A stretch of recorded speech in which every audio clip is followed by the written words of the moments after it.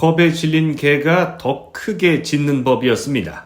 새 정부의 강력한 부동산 거품 제거 정책으로 인해 대한민국 부동산 시장의 판이 완전히 뒤집히고 있는 상황에서도 여전히 얼죽신 신고가 타령을 외치는 사람들이 있었는데요.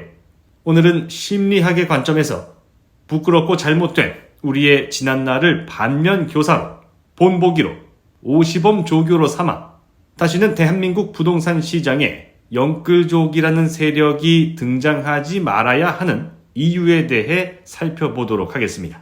피해자는 한 세대로도 충분합니다. 그 전에 앞서 오늘 영상을 통해 살펴보시게 될 곳은 이름만 거창하게 지어둔 가짜 국제도시, 청라국제도시입니다. 국제그룹 해체 40주년을 맞아 이곳 또한 국제라는 계급장 떼고 해체된 다음에 바로 옆 루원시티랑 맞짱을 떠야 할 판이었습니다. 2, 3년 전까지만 하더라도 네가 그렇게 싸움을 잘하냐며 옥상으로 따라오라는 말에 어디 다 망해가서 숨통 끊어질 뻔한 걸 겨우 살려놓은 루원시티 따위가 인천 3대 신도시 중 하나인 청라국제도시랑 상대가 될 리 없었습니다. 하지만 돋보기를 들고 청라국제도시 이곳저곳을 들여다보니 생각보다 별거 없다는 사실을 깨닫고는 몰래 숨겨둔 쌍절곤을 꺼내들고 뚝배기 한번 깨부술 생각을 하고 있는 것이었습니다. 그도 그럴 것이 삼성바이오로직스나 셀트리온 같은 초거대 바이오 기업이 둥지를 튼 송도 신도시도 아니고 인천공항에 찰싹 달라붙어 인스파이어, 파라다이스를 이카루스의 날개 삼아 덤벼드는 영종 신도시와 다르게 2026년 하나금융그룹 본사가 온다는 거 말고는 뭐 하나 내세울 것 없는 청라국제도시야말로 이부망천 이론에 의해 인천으로 넘어오면서 가장 먼저 만나게 되는 그저 살기 좋은 신도시 서울 베드타운에 불과했기 때문입니다. 찌라시, 기레기 중심의 가짜 언론사, 공급 부족 얼죽신 풍선 효과 노래 부르는 가짜 전문가 부동산 유튜브 덕분에 나만 빼고 모두가 집을 산 줄 알았던 2020년과 2021년 청라국제도시에 10억 클럽 아파트 단지가 한 곳 등장했습니다. 청라국제금융단지 한양수자인 레이크블루. 이름 한번 참 깁니다. 여러분들 그거 아십니까? 진짜 맛집은 메뉴 이름이 길지 않습니다. 진짜 김치찌개로 유명한 집 메뉴판에는 김치찌개라고만 써 있습니다.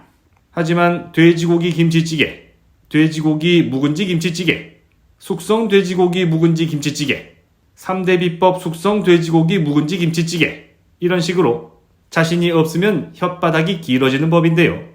아무튼 청라국제금융단지 한양수자인 레이크블루 전용 면적 84제곱미터는 부동산 시장 광기에 더해 더위 먹고 정신이 오락가락할 수밖에 없었던 2021년 8월 12억 9,500만 원으로 최고가를 기록했는데 2025년 5월 7억 3천만 원으로 43.6% 폭락 거래가 나왔습니다.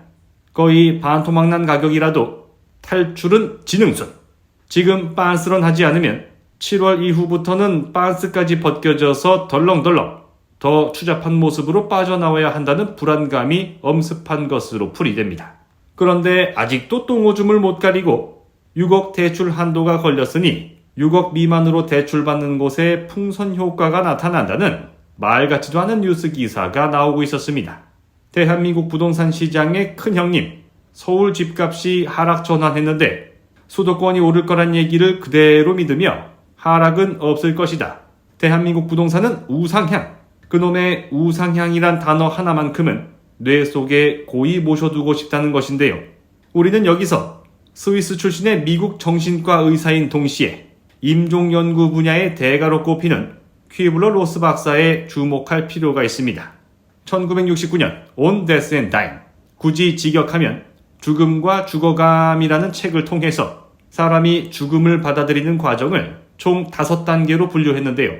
무지성 상승론자가 부동산 시장의 하락을 받아들이는 과정과 100% 일치하는 것으로 드러났기 때문입니다. 첫 번째 단계는 부정입니다. 자신이 큰 병에 걸려 머지않아 죽음을 맞이하게 될 것이라는 사실을 접하는 순간 그건 멍청한 퐁락이 같은 의사가 검사를 잘못한 거라 주장하는 것입니다. 두 번째는 분노입니다. 왜 자신에게 이러한 불행이 찾아왔냐며 주변 모두를 대상으로 분노를 표출하며 악플을 달고 다니게 됩니다. 세 번째는 협상입니다. 여기부터는 죽음이 찾아온다는 것을 받아들이지만 감정적으로는 아직 안정이 되지 않았습니다. 다만 상황이 나아질 수 없다면 불행이 찾아오는 시기라도 늦춰질 수 있길 기대합니다. 그래서 대출 만기 연장, 대환대출, 투자, 쓰리자, 세일 앤 리스백 등을 알아보게 되는데요. 네 번째는 우울입니다. 아무리 발버둥 쳐도 죽음을 피할 수 없고 고점에 상투 잡은 사실이 바뀌지 않는다는 것을 깨닫고 난 뒤 극도의 우울감을 경험하게 되는 것입니다. 마지막 다섯 번째 단계는 수용입니다. 비로소 현실을 받아들이고 남아있는 삶을 의미 있는 시간으로 채우자 마음먹게 됩니다. 그리고 자신의 죽음으로 인해 슬퍼할 주변 사람들을 걱정하고 오히려 그들을 위로하게 되는데요. 2002년 폐암으로 세상을 떠난 고 이주일 선생님께서 담배는 독약이라며 흡연의 위험성을 알리는데 앞장섰던 모습, 남의 돈 무서운 줄 모르고 함부로 대출 내서 투자하지 말라고 우리의 주변 어른들이 충고하는 이유이기도 합니다. 하지만 안타깝게도 우리 대한민국 사회는 주변 사람들의 경험에서 우러나온 소중한 이야기보다 안경 고쳐 쓰고 공급 부족 노래하는 가짜 전문가들의 말을 더 신뢰하게 만들었습니다. 그 결과 대출 원리금 상환 부담을 견디지 못한 사람들의 집이 경매로 쏟아져 나오면서 2025년 6월 3,000건 이상의 경매가 진행된 것으로 전해졌는데요. 한번 생각해 봅시다. 2020년 이후 영끌족을 탄생시킨 배경에는 월급 모아서는 절대 집 못 산다는 인식이 널리 퍼져 있었습니다. 소득이 올라가는 속도보다 집값이 올라가는 속도가 더 빨랐기 때문인데요. 그것부터가 벌써 비정상이라는 의심을 했어야 합니다. 터무니없이 올라간 집값이 비정상이거나 내 소득이 비정상이거나 둘 중 하나입니다. 집값이 터무니없이 비싸다면 빚내서 집을 살 게 아니라 거품이 꺼지는 걸 기다리는 게 정답입니다. 내 소득이 비정상이라면 소득을 더 높일 방법을 궁리하고 실행에 옮겼어야 합니다.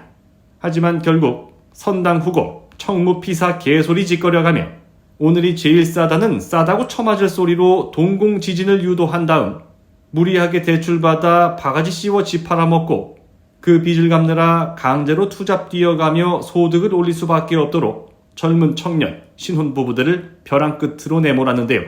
대체 누굽니까? 전세가 폭등해서 소액 투자 가능하다는 말에 고가 세입자 전세보증금 끌어안고 주담대 풀로 땡겨 내 집 마련 성공했다 인스타그램에 자랑했는데 전세대출 막히고 보증보험 축소되며 똥줄 타들어가 발생한 연기에 화재 경보기가 작동해서 결국 스프링클러 터져 나오듯 온 집안을 눈물바다로 만든 암세포 같은 존재들. 이자 내느라 쪼들리게 사는 게 잘 사는 거라 헛소리 찍찍 싸대는 K빌런, K쓰레기들 싹 다 잡아다가 그놈의 세치 혓바닥이 문제라고 대법원 판결받고 올드보이 오대수처럼 싹둑 잘라 평생 말을 할 수 없게 만드는 그날까지 이나망TV와 함께 해주시기 바랍니다. 다음 영상으로 돌아오겠습니다. 이러니 나라가 망하지.